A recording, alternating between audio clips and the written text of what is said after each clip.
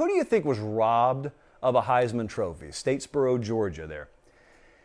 Well, I've got 4 of them, and one of them is very recent. I'm not over it. I hope he is, but I'm not over this.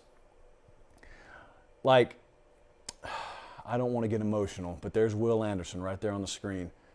How am I supposed to sleep at night knowing that there are Heisman voters walking amongst us who didn't even have Will Anderson on their ballot? When I'm college football commissioner, one of my first acts may just be to out any Heisman voter publicly that did not have Will Anderson on their ballot.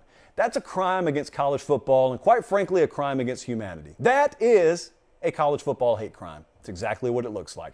Will Anderson was not even in New York City last year. Screw job is what that was. So he would have had my vote if not for Bryce Young. I don't care if you've got 5 Heisman finalists on your team. If they're among the 5 best players in college football, send them to New York. I get emotional about it. Will Anderson, number 1. Ndamukong Suh, 2009.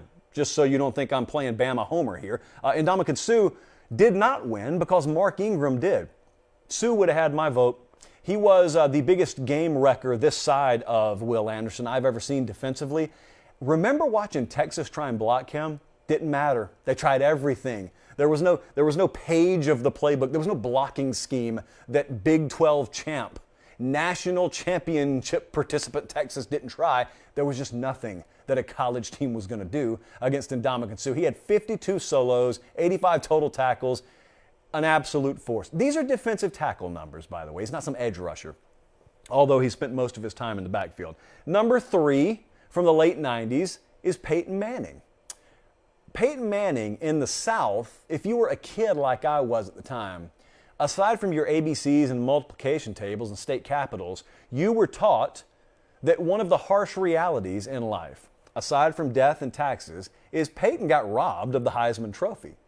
We're not here to bash Charles Woodson. That's not what we're here to do. What we are here to do is tell you he should have finished second in the Heisman Trophy voting that year because Peyton Manning was the most outstanding player in college football. That's my humble opinion there. I'm sure it'll go over well in Ann Arbor. And I'm looking at the stats here. 60% completion percentage. Look, Peyton had 3,800 passing yards in 1997. Those are good numbers today, albeit put up by a few more guys on average per year these days. But 36 touchdowns, 11 picks, had just an incredible year. So Peyton there at number 3. Now for number 4, there was a lot of controversy. There was a lot of talk amongst ourselves. Colin, and I agree, is refusing to put this guy on our thumbnail for the YouTube video. But the fact remains, O.J. Simpson got robbed in 1967. Imagine that, figuratively, a crime against O.J. There's a guy by the name of Gary Beban. Yeah, I think that was the pronunciation. Point being, that is the point. I can't even remember how to pronounce the guy's name, and he won the Heisman over O.J.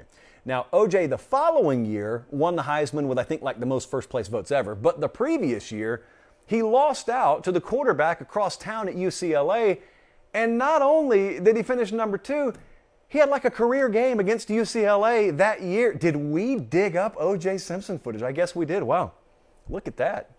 Hats off to the production executives for that one. And we're short-staffed, so congratulations to them, or hats off to them. So I went Will Anderson, Ndamukong Suh, Peyton Manning, and O.J. Simpson. I don't think you will ever hear that combination of names any other segment in the history or future of this program. There you go. 3 of the 4 will be on the YouTube thumbnail.